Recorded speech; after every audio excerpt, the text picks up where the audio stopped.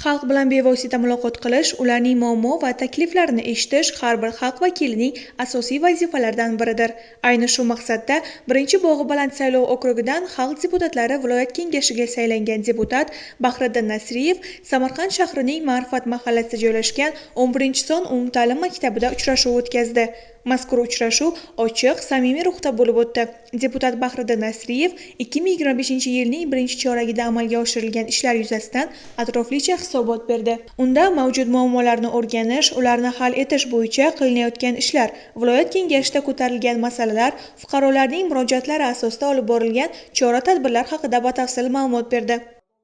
Deputat yilda kamida 4 marta o'zining saylovchilar oldida doimiy ravishda hisobot berib borishi kerak.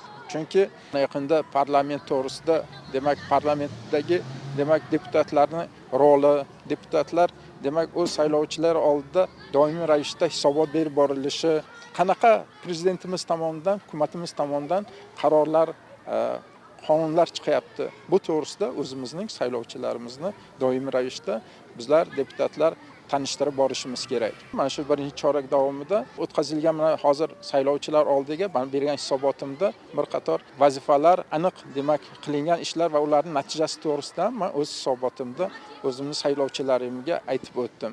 Hamda yana bitta tomoni mana yaqinda viloyat kengashi tomonidan deputatlarga demak saylovchilar bilan uchrashishga bir qator demak yangi tizimlar yaratildiki, bu yengilliklar yaratdi desak ham bo'ladi.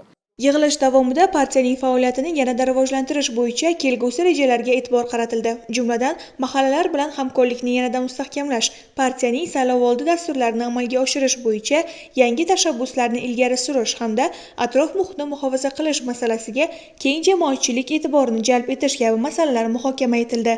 Shuningdek, uchrashuvda fuqarolar tomonidan ko'plab savollar va takliflar bildirildi. Xususan, yoshlarga bo'sh ish o'rinlarini yaratish, mahallada sport maydonchalarini barpo etish kabi masalalar ko'tarildi.